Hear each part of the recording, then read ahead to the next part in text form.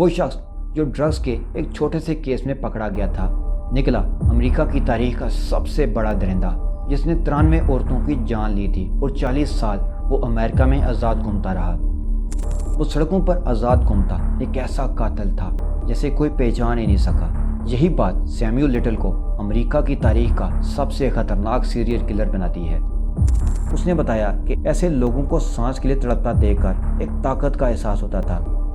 2018 میں FBI نے اعلان کیا Samuel little is the most prolific serial killer in US history.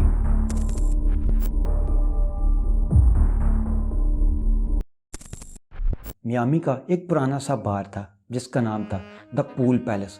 باہر نیون لائٹس مدھم سی روشنی دے رہی تھی اور اندر سے جیز میوزک کی ہلکی آواز آ رہی تھی۔ سڑک پر ہوا میں ہلکی سی نمی تھی اور سگریٹ کا دھواں مل کر ایک عجیب سا ماحول بنا رہا تھا۔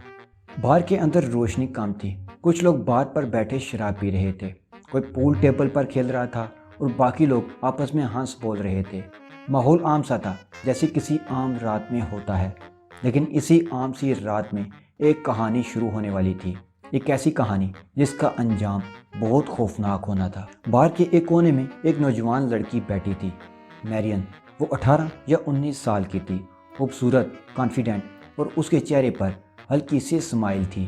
وہ اپنے کسی جاننے والے سے باتیں کر رہی تھی، ہنس رہی تھی۔ اس نے ایک چمکدار سا ڈریس پہنا تھا اور اس کا پرفیوم بار کے دھوئیں میں ہلکا ہلکا فیل ہو رہا تھا۔ اسی وقت ایک آدمی اندر آیا، سیمیول لٹل۔ وہ عام سے کپڑوں میں تھا، چپ چاپ اندر آیا اور بار کے پاس آ کر بیٹھ گیا۔ اس کی آنکھوں میں ایک عجیب سی گہرائی تھی، جیسے وہ ہر چیز کو بڑے غور سے دیکھ رہا ہو۔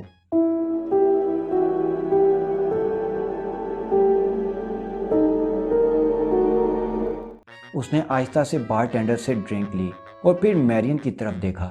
تھوڑی دیر بعد وہ آہستہ آہستہ اس کے قریب آ گیا۔ اس نے سافٹلی بات شروع کی، ہیلو، رات کیسی جا رہی ہے؟ میرین نے مسکراتے ہوئے جواب دیا، ٹھیک ہے، آپ سنائیں۔ بس شہر دیکھنے نکلا تھا، یہاں کا میوزک اچھا ہے، سیمیول نے عام لہجے میں کہا۔ بات چیت آہستہ آہستہ آگے بڑھنے لگی۔ دونوں نے شہر، موسم، بار اور معمولی باتوں پر ڈسکشن کی۔ کوئی خاص بات نہیں ہو رہی تھی، جیسے دو انجان آرام سے بات کر رہے ہوں۔ میرین نے بتایا کہ وہ قریبی علاقے میں رہتی ہے، اپنے روم میٹس کے ساتھ۔ سیمیول پوری توجہ سے اس کی باتیں سن رہا تھا اور ہلکی ہلکی مسکراہٹ دیتا رہا۔ کچھ وقت بعد سیمیول نے آفر کی، اگر چاہو تو میں تمہیں گھر چھوڑ دیتا ہوں، رات کا وقت ہے، اکیلے جانا ٹھیک نہیں ہوتا۔ میری نے تھوڑا سا سوچا، پھر ہاں کر دی۔ اسے لگا جیسے کوئی نیک نیت شخص اسے سیفلی گھر چھوڑنے کی پیشکش کر رہا ہو۔ باہر میں کسی کو یہ لمحہ عجیب نہیں لگا، ایسے مناظر وہاں اکثر دیکھے جاتے تھے۔ ویسے بھی میرین ایک ٹرانسجینڈر تھی اور لوگ اس کے بارے میں عجیب باتیں کرتے رہتے تھے اور اس کی پرواہ کم ہی لوگوں کو تھی۔ وہ دونوں آہستہ آہستہ باہر نکلے۔ نیون لائٹس کی ہلکی روشنی میں ان کے سائے سڑک پر پڑ رہے تھے، ہوا میں رات کی ٹھنڈک تھی۔ میرین نے اپنا بیگ سنبھالا، ہلکے سے ہنس کر ساتھ سیمیول کی طرف دیکھا اور دونوں گاڑی کی طرف بڑھ گئے۔ باہر کا منظر بھی عام سا تھا، جیسے ہر روز کئی لوگ کسی کو لفٹ دیتے ہیں، لیکن کسی کو خبر نہیں تھی کہ یہ سمپل سا مومنٹ دراصل ایک خوفناک انجام کی طرف پہلا قدم ہے۔ یہ وہ رات تھی جو میرین کی زندگی کی آخری رات بننے والی تھی اور ابھی کسی کو کچھ پتہ نہیں تھا۔ گاڑی آہستہ آہستہ سڑک پر چل رہی تھی۔ سڑک کے کنارے لیمپ پوسٹ کی روشنی مدھم تھی اور ارد گرد خاموشی تھی۔ سیمیول نے کار میں ہلکی سی جیز میوزک لگا رکھی تھی جو رات کے سناٹے میں اور پراسرار لگ رہی تھی۔ میری نے شیشہ تھوڑا سا نیچے کیا اور ٹھنڈی ہوا میں گہرا سانس لیا۔ وہ کافی ریلیکس تھی، جیسے کوئی عام رات ہو۔ سیمیول بڑے آرام سے گاڑی چلا رہا تھا، اس کا سٹائل پرسکون تھا، آواز نرم، اور وہ بار بار میرین سے ہلکی پھلکی بات کر رہا تھا، جیسے وہ اسے کمفرٹیبل فیل کرانا چاہتا ہو۔ تو تم ہمیشہ اس بار آتی ہو؟ سیمیول نے آہستہ سے پوچھا۔ ہاں، کبھی کبھار دوستوں کے ساتھ، آج پہلی بار اکیلی آئی تھی، وہ ہنستے ہوئے بولی۔ اچھا، اکیلے آنا کبھی کبھار اچھا بھی ہوتا ہے، سکون ملتا ہے نا؟ ہاں بالکل۔ دونوں نے باتیں کی تو سیمیول کو پتہ چلا کہ میرین ٹرانسجینڈر لڑکی ہے، لیکن وہ زیادہ چونکا نہیں تھا، جیسے اسے فرق نہیں پڑتا، یا پھر اسے پہلے سے پتا تھا اور اسی لیے وہ اس کے ساتھ تھی۔ باتوں باتوں میں میری نے نوٹ کیا کہ گاڑی اب اس کے گھر کے علاقے سے تھوڑا ہٹنے لگی ہے۔ اس نے شیشے سے باہر جھانکا۔ اب سڑکیں سنسان تھیں، لیمپ پوسٹ کم ہو گئے تھے، ارد گرد درختوں کی قطاریں اور اندھیرا چھانے لگا تھا۔ میرین نے ذرا سا چونک کر کہا، یہ تو میرا راستہ نہیں ہے، تم کہاں جا رہے ہو؟ سیموئل نے بغیر گھبرائے مسکرا کر کہا، او شارٹ کٹ ہے، ادھر سے جلدی پہنچ جائیں گے۔ رات اور گہری ہو گئی تھی، گاڑی اب شہر کی روشنی سے کافی دور جا چکی تھی۔ ارد گرد صرف جنگل جیسا علاقہ اور خاموشی تھی۔ میرین نے آہستہ سے کہا، مجھے لگتا ہے تم غلط راستے پر آ گئے ہو، واپس چلتے ہیں۔ سیموئل نے اس کی طرف دیکھا اور اس بار اس کی مسکراہٹ ویسی نہیں تھی جیسے پہلے تھی۔ اس میں کچھ سرد پن تھا، جیسے چہرے کے پیچھے کوئی اور شخص چھپا ہو۔ چلو اب پہنچتے ہیں، اس نے آہستہ سے کہا اور گاڑی اور تیز چلانے لگا۔ میرین کا دل زور زور سے دھڑکنے لگا۔ اس نے سیٹ بیلٹ مضبوطی سے پکڑ لی اور نظریں باہر سڑک پر جما دیں۔ اسے احساس ہو رہا تھا کہ کچھ ٹھیک نہیں ہے، لیکن اب بہت دیر ہو چکی تھی۔ یہ وہ لمحہ تھا جب ایک عام سا شارٹ کٹ دراصل ایک اندھیرے سفر میں بدل چکا تھا۔ سیموئل کی گاڑی ایک سنسان جگہ پر جا کر رک گئی۔ ارد گرد گھنا اندھیرا تھا، بس دور کے ہی جھینگروں کی آوازیں آ رہی تھیں۔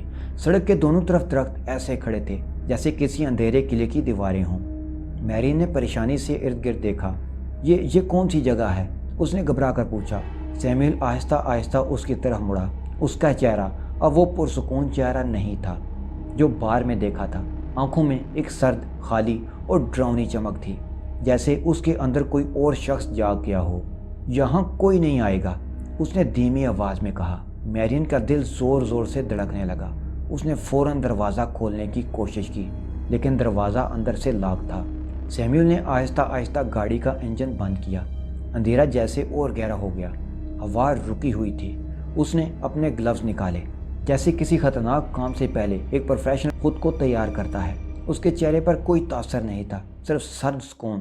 میری نے ایک لمحے کے لیے اس کی آنکھوں میں دیکھا اور اسی لمحے سب سمجھ گئی، یہ شخص انسان نہیں، کوئی درندہ ہے۔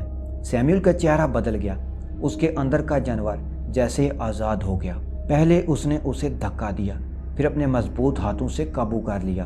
وہ باکسر تھا، اس کے ہر وار میں طاقت اور غصہ تھا۔ میرین چیخنے کی کوشش کرتی رہی، لیکن گاڑی کے بند شیشے اس کی چیخوں کو نگل گئے۔ اس نے دھیمی آواز میں کہا، مجھے خوبصورت چہروں سے بہت خطرہ لگتا ہے، بس ایک بار، صرف ایک بار انہیں خاموش دیکھنا چاہتا ہوں۔ وہ ریزسٹ کرتی رہی، روتی رہی، پلیز مجھے جانے دو، میں کچھ نہیں کہوں گی، کسی کو کچھ نہیں بتاؤں گی۔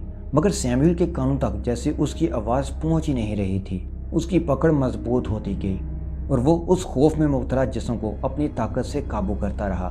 اسے جیسے پتا تھا کہ اس ٹرانسجینڈر کا آگے پیچھے کوئی نہیں جو اسے ڈھونڈنے یہاں آئے گا۔ وہ کافی دیر اس کی بیچارگی سے فائدہ اٹھاتا رہا۔ گاڑی کے اندر ہر لمحہ باری ہوتا جا رہا تھا، ایک وحشی پن، ایک درندگی جو انسانیت سے کوسوں دور تھی۔ میرین کے چیخیں دم توڑنے لگیں۔ سیموئل کے چہرے پر سکون تھا، جیسے وہ کسی وحشی لذت کے لمحے میں کھو گیا ہو۔ پھر اچانک اس نے اپنی انگلیاں اس کے گلے پر سختی سے جما دیں۔ میرین کی سانس رکنے لگی، آنکھوں کے سامنے اندھیرا پھیل گیا اور چند لمحوں بعد صرف خاموشی تھی۔ گاڑی میں ایک بے جان جسم اور ایک درندہ جو خود کو فاتح سمجھ رہا تھا۔ میرین کی آنکھیں کھلی رہ گئیں، جیسے وہ آخری لمحے تک یقین ہی نہیں کر پا رہی تھی کہ یہ سب سچ ہے۔ سیموئل نے پرسکون انداز میں اس کے جسم کو سیدھا کیا، سانس چیک کی اور پھر گاڑی سٹارٹ کر کے اندھیرے راستے پر آگے بڑھ گیا۔ یہ میرین کی زندگی کی آخری رائڈ تھی اور سیموئل کے لیے یہ صرف ایک اور شکار۔ صبح کا وقت تھا۔ میامی کی ایک سنسان جھاڑیوں والی سڑک پر ایک صفائی کرنے والے نے کچھ عجیب سا دیکھا۔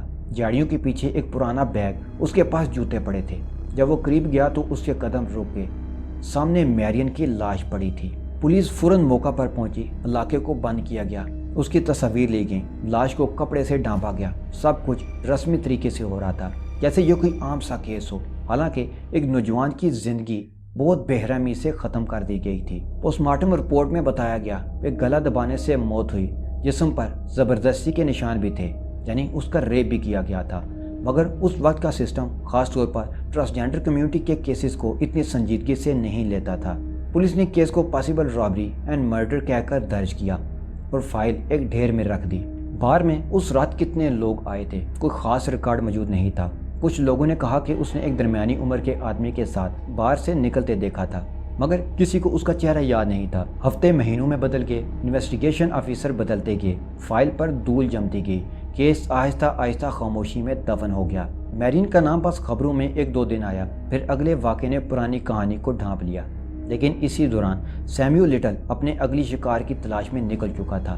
اس کی زندگی میں یہ سب ایک معمول بن چکا تھا۔ وہ ایک شہر سے دوسرے شہر جاتا، شکار ڈھونڈتا اور پھر ایسے غائب ہو جاتا جیسے کوئی سایہ۔ سیمیول لٹل کوئی عام قاتل نہیں تھا، وہ چالاک، پیشنس رکھنے والا اور شکاری ذہن رکھنے والا شخص تھا۔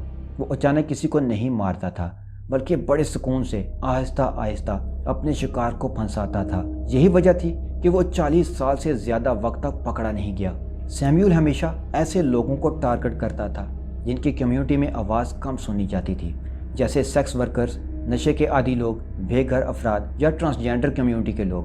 پولیس اکثر ایسی کیسز کو زیادہ امپورٹنس نہیں دیتی تھی اور یہی بات سیمیول کو فائدہ دیتی تھی۔ وہ اپنے شکار کے پاس بڑے نارمل انداز سے جاتا، بات چیت شروع کرتا اور کبھی ڈرنک آفر کرتا یا گاڑی میں چھوڑنے کی آفر۔ اس کا انداز اتنا عام ہوتا کہ کوئی شک نہ کرے۔ زیادہ تر شکار خود اس کی گاڑی میں بیٹھتے، جیسے میرین نے کیا تھا، یا خود اس کے پاس آ جاتے تھے۔ وہ ہمیشہ سنسان، اندھیری یا باہر کی سڑکوں پر گاڑی لے جاتا، کبھی کسی کے کھیت کے قریب، کبھی ہائی وے یا کسی کچی سڑک پر۔ وہ جگہیں چنتا جہاں لوگ کام آتے جاتے ہوں اور لاش ملنے کے امکانات بہت کم ہوں۔ گلا گھونٹ کر مارنا اس کا سگنیچر طریقہ تھا۔ سیمیول لٹل کبھی چاقو یا بندوق استعمال نہیں کرتا تھا، وہ اپنے مضبوط ہاتھوں سے شکار کا گلا دبا کر ان کا قتل کرتا۔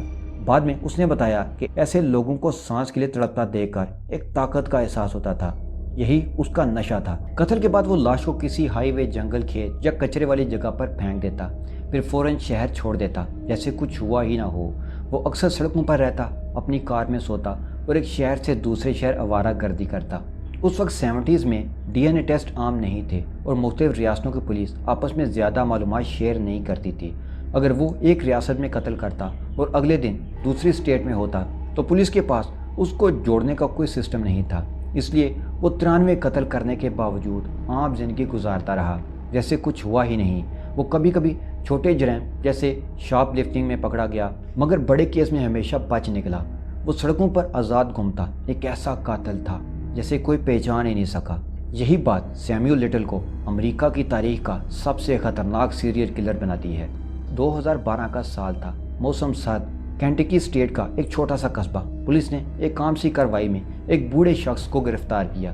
الزام تھا نارکوٹکس کا۔ یہ گرفتاری کسی بڑے آپریشن کا حصہ نہیں تھی، نہ ہی پولیس کو اندازہ تھا کہ ان کے ہاتھ کون لگا ہے۔ وہ شخص تھا سیمیول لٹل۔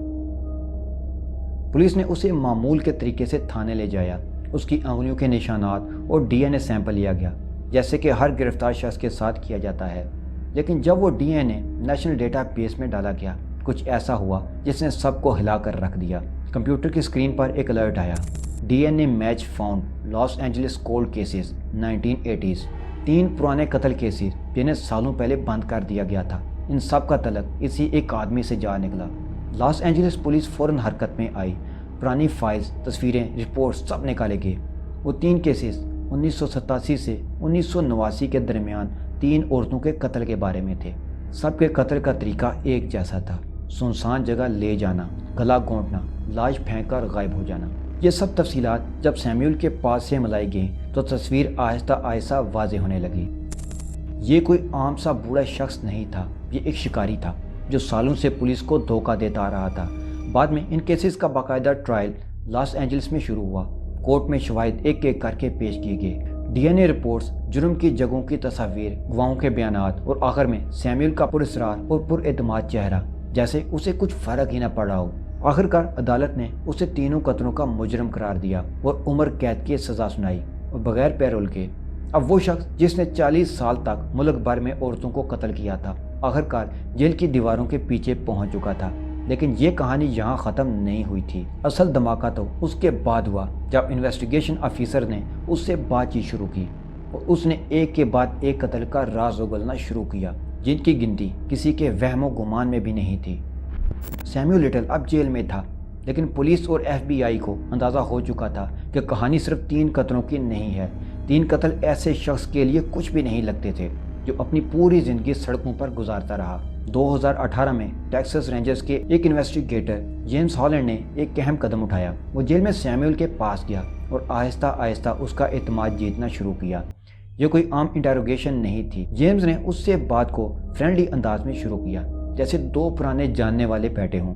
وہ جانتا تھا کہ سیمیول سیدھے سوالوں کا جواب نہیں دے گا، اسے بولنے کا موقع دینا پڑے گا۔ شروع کے چند دنوں میں سیمیول چپ رہا، ادھر ادھر کی باتیں کرتا رہا، لیکن جب جیمز نے اس سے اس کی میموری اور تصویر بنانے کی ایبلٹی اور پاسٹ کے بارے میں بات کی، تب آہستہ آہستہ اس کا دل کھلنا شروع ہوا۔ سیمیول کو اپنی میموری پر بہت فخر تھا۔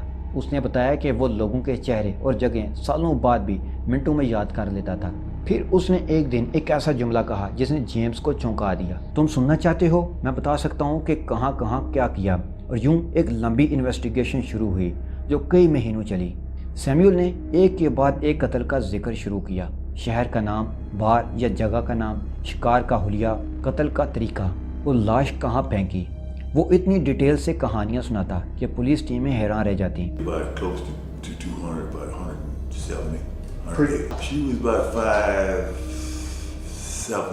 کچھ کیسز ایسے تھے جن کی فائلیں کئی سالوں سے بند پڑی تھیں، لیکن جب انویسٹیگیشن افسر ان جگہوں پر گئے جو سیمیول نے بتائے تو ڈیٹیلز بالکل میچ ہوئیں۔ اس نے اپنے ہاتھوں سے وکٹم کی تصویریں بھی بنائیں، عورتوں کے چہرے، بالوں کا سٹائل، لباس، وہ سب کچھ اتنی ڈیٹیل سے بناتا تھا جیسے کل کی بات ہو۔ ان تصویروں کو ایف بی آئی نے بعد میں جاری کیا تاکہ لوگ ان عورتوں کو پہچان سکیں جن کی آئیڈینٹی آج تک نہیں ہو پائی تھی۔ مہینوں کی انویسٹیگیشن کے بعد سیمیول نے 93 قتلوں کا اعتراف کیا۔ ایف بی آئی نے ان میں سے 60 سے زیادہ کیسز کی تصدیق کی اور باقی ابھی تک ان میچڈ ہیں۔ یہ تعداد کسی بھی دوسرے سیریل کلر سے کہیں زیادہ تھی۔ 2018 میں ایف بی آئی نے اعلان کیا Samuel little is the most prolific serial killer in U S history. وہ شخص جو ڈرگز کے ایک چھوٹے سے کیس میں پکڑا گیا تھا نکلا امریکہ کی تاریخ کا سب سے بڑا درندہ، جس نے 93 عورتوں کی جان لی تھی اور 40 سال وہ امریکہ میں آزاد گھومتا رہا۔ پولیس، میڈیا اور عوام سب حیران تھے کہ ایک بوڑھے آدمی کی مسکراہٹ کے پیچھے اتنا بھیانک پاس چھپا ہو سکتا ہے، کسی نے سوچا بھی نہ تھا۔ سیمیول لٹل کی کہانی ایک عام قاتل کی نہیں بلکہ ایک ایسے شخص کی ہے جس کا ذہن شروع سے ہی اندھیرے میں پل رہا تھا۔ وہ 1940 میں امریکی اسٹیٹ جارجیا میں پیدا ہوا۔ اس کی ماں ایک سیکس ورکر تھی۔ اس کا بچپن سڑکوں اور فوسٹر ہومز میں گزرا۔ محبت، پرواہ یا رہنمائی جیسی چیزیں اسے کبھی نہیں ملیں۔ اسکول میں وہ زیادہ دیر نہ رہ سکا۔ چوری، مار پیٹ اور مسائل پیدا کرنا اس کی عادت بن گئی اور جلدی اسے اسکول سے نکال دیا گیا۔ چھوٹی عمر میں ہی اس نے چوریاں، ڈاکے اور جنسی جرائم شروع کر دیے تھے۔ 1960 سے 1970 کی دہائی میں وہ امریکہ کی کئی ریاستوں کے جیلوں میں اندر باہر ہوتا رہا۔ کئی بار وہ حملے اور اغوا جیسے سنگین کیسز میں بھی پکڑا گیا، لیکن یا تو شواہد کم تھے یا سسٹم میں خامیاں تھیں، جس کی وجہ سے وہ بار بار باہر نکلتا۔ سالوں بعد جب اسے اریسٹ کیا گیا تو اس نے ایک چونکا دینے والی بات کی۔ جب میں کسی عورت کا گلا دباتا تھا تو مجھے ایک عجیب سا سکون اور طاقت کا احساس ہوتا تھا، جیسے اسی لمحے میں زندہ ہوں۔ یہی احساس اس کے لیے نشہ بن گیا تھا۔ وہ بار بار یہی فیلنگ حاصل کرنے کے لیے عورتوں کا قتل کرتا رہا اور ہر قتل کے بعد اس کا دل ٹھنڈا ہو جاتا، لیکن تھوڑی دیر بعد پھر وہی خواہش جاگ اٹھتی۔ کیوں وہ پکڑا نہیں گیا؟ یہ سوال بہت اہم ہے کہ اتنے قتلوں کے باوجود وہ بوڑھے ہونے تک آزاد کیسے رہا۔ اس کی 3 بڑی ریزنز: اس وقت ڈی این اے ٹیسٹنگ موجود نہیں تھی، اس لیے شواہد کا پتہ لگانا بہت مشکل تھا۔ امریکہ کے مختلف اسٹیٹس کی پولیس آپس میں انفارمیشن شیئر نہیں کرتی تھی۔ اگر وہ ایک اسٹیٹ سے نکل جاتا تو دوسری کو اس کے بارے میں کچھ خبر نہیں ہوتی۔ زیادہ تر اس کی وکٹم وہ عورتیں تھیں جنہیں اس زمانے میں سوسائٹی اور پولیس دونوں سنجیدگی سے نہیں لیتے تھے، جیسے سیکس ورکرز، نشے کی عادی عورتیں یا بے گھر لوگ۔ ان کیسز کو اکثر اگنور کر دیا جاتا تھا۔